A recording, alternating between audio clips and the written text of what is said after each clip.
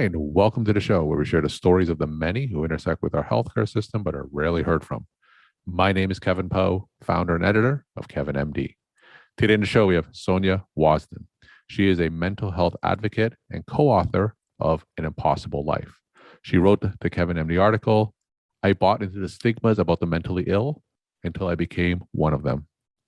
Sonja, welcome to the show. Thank you for having me. We'll get into your article in a little bit, but first off, can you share your story and journey to where you are today? Yes, I have struggled with a mental illness for over 30 years. For 20 years of that, I hid it because of the stigmas that are associated to it. And it wasn't until 2015, I attempted suicide and was taken to the hospital where my husband was CEO. And a leading psychiatrist there said, don't bring her back to this hospital again. Take her where people don't know you. And I remember feeling like I was a dirty little secret. I felt shame. And I know his intent was to protect us because he knew firsthand the stigmas. And I thought, I'm going to speak out. So I came out of hiding with my mental illness and decided to speak out about it. And I wrote the book, An Impossible Life, about my story. And I've been traveling across the country. I've been interviewed over 50 times on local and national news, including CBS This Morning, and have published articles in the Washington Post and Miss Magazine, The Hill, and with you. Wonderful. Thank you so much for joining. So briefly share the story of your mental illness. Yeah, mental illness runs in our family, and I started getting sick probably around 17. It wasn't talked a lot back then, so I wasn't really getting help that I needed, or I didn't even really know what was happening to me. And then as I got married and got pregnant and the stresses came, I started getting very depressed. And the doctors thought I had depression and started giving me depression medicines.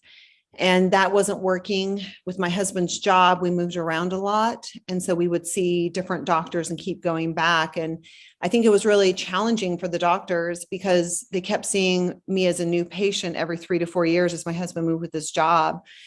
And I think for me, I also was hiding because the stigmas, and I wasn't as transparent with the doctors as I needed to be. And I think the stigmas really kept me from getting the help that I needed.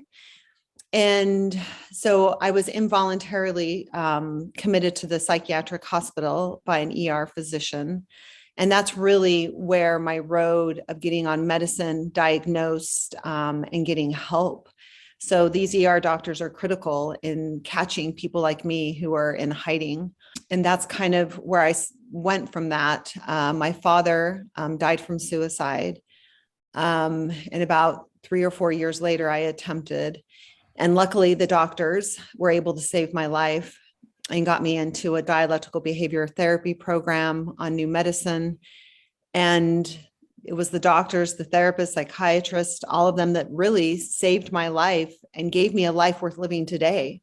I couldn't be doing what I'm doing without their help, support, and showing me and giving me the skills that I have today. And you talk more about your story in your Kevin MD article. It's titled, I bought into the stigmas about the mentally ill until I became one of them. Now, for those who didn't get a chance to read your article, can you just walk my audience through it and share the story of why you decided to write it? Yeah, because the stigmas are what held me back from getting help. But I think I was stigmatizing the mentally ill. My cousin went on a counterfeit spending spree, faked his own death, ended up in prison. My grandfather would tell people he had a vision that I was going to die in a car accident. He'd take my body up and resurrect me. And I would just be like, oh, they're crazy. Oh, they're crazy. And nobody wants to belong to a group called crazy or they're psycho. And so I really resisted it and fought it. And it wasn't until I got diagnosed that I realized these stigmatizing words held me back from getting help. And they're very damaging and keep people silent. And it became very easy to stop stigmatizing other people, but to stop stigmatizing myself was more of a challenge. To say, I'm crazy or there's something wrong with me. And it's not a flaw or an imperfection with myself. It's actually a mental health condition, which is just like if you have a physical health condition, and it's the same thing. And I sometimes think we don't treat it as the same, and people take it more as a personal flaw, where they wouldn't take that if they had cancer, for example, or diabetes. They wouldn't think of it as a personal flaw. But I think with mental health challenges, a lot of people think they take it on personally, that there's a flaw. And so I wrote this article about how I did stigmatize my family and others until I became one of them. And I also talked about how people look at it negatively. And we need to start having a conversation about mental health in a different way, instead of looking at it as this damaging, horrible thing. When I tell people I'm bipolar, I have OCD, anxiety disorder, the first thing they say is, I'm sorry. And I often think, like, if you're a marathon runner and we're in a marathon with our mental health, you have people cheering you on and saying, you can do this. And I think sometimes with mental health, we've got to say, hey, is there anything I can do? You can do this. You've got this, and encourage them instead of saying this, oh, I'm sorry. It's great to have compassion, but also we need to be cheered on.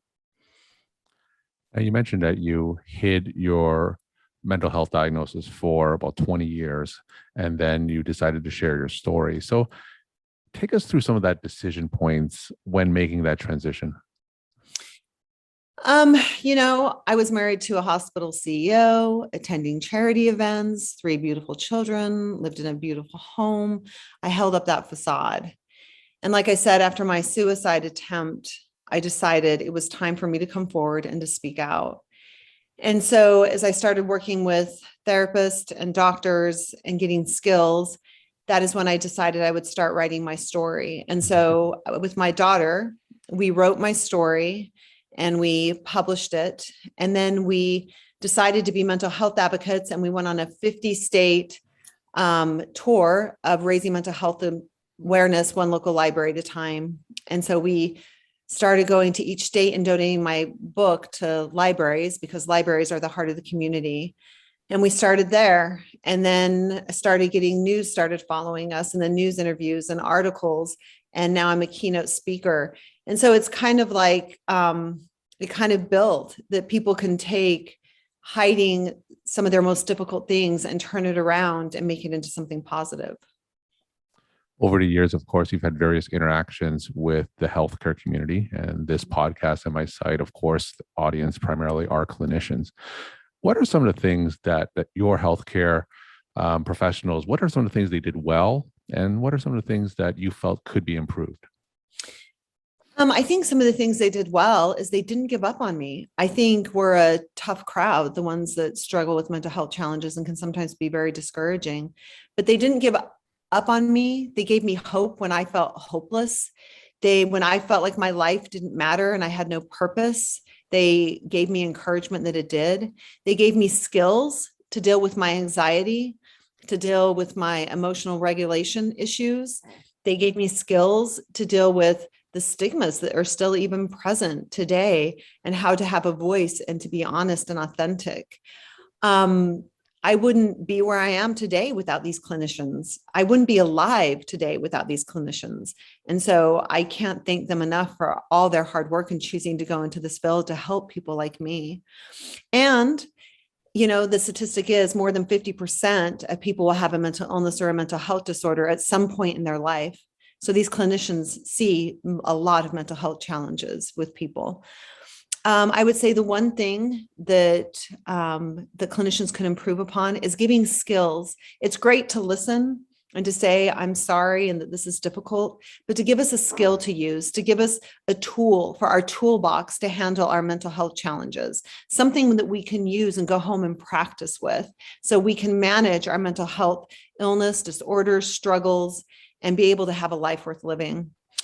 One thing that a therapist taught me that I thought was beautiful was that 2 truths can be true at the same time. You can be in pain and you can still be having a good time. And I think a lot of times people are like, I'm in pain, I can't get out of bed. But if you get out of bed and do the next thing and do the next thing, you can start realizing that your life can have moments of joy too, and that it's not just painful. And I really like that. I thought that was beautiful. We're talking to Sonja Wasden. She is a mental health advocate and co-author of An Impossible Life. She wrote the Kevin MD article, I Bought into the Stigmas About the Mentally Ill Until I Became One of Them. Sonja, you mentioned that you've been sharing your story and you're a keynote speaker and author for years now. Share some of your successes and some of the challenges that remain. I would feel like some of the successes, besides speaking to Fortune 500 companies and having a job and getting paid, a lot of people say people with mental illnesses can't hold down jobs. I'm holding down a job. So I think that is a success. One of the other greatest successes that I've been able to do is I've been able to go speak to women's prisons, people struggling with drug addiction, the homeless, veterans, police, firefighters. That has been part of my advocacy work where I give back. And the night that I thought my life was worthless, I had no purpose, and I swallowed over 200 pills to take my life. I would have never thought at that moment, if I could look ahead, that was 5.5 years ago, where I am today, 5.5 years later, that I would be speaking to people struggling and giving them hope. I would have never thought that in a million years. And that has been very, very rewarding. I think some of my other successes is getting published, like in Kevin MD and the Washington Post and The Hill and many other national magazines and newspapers. I feel like that's been a tremendous success, that I've been able to use my voice for other people to read, and also for clinicians and doctors to hear my story as a patient, and also know when they get discouraged that their patients can become successful one day. And then also that they did save my life, and like I wouldn't have the life I have today without them. What are some of the challenges that remain? Managing a mental illness, as I still am currently in care. It's not over. A lot of people think, oh, you're successful now, you have a life worth living, it's over, your mental illness is gone. It's not. My mental illness has not changed from 30 years ago to today. It's just now I have the capacity and the skill set to manage it. And I have my team of care, right? I've got my psychiatrist, I have my internist doctor, I've got my psychologist, I have my therapist. I have a team of people that are working with me. I've got the emergency room when I have panic attacks I cannot control. I have behavioral health outpatient programs that I can, if I need to touch up on some skills, I can start to participate in. So I've got a network of people to help me. But the challenge is that, yes, I have a lot of painful days still.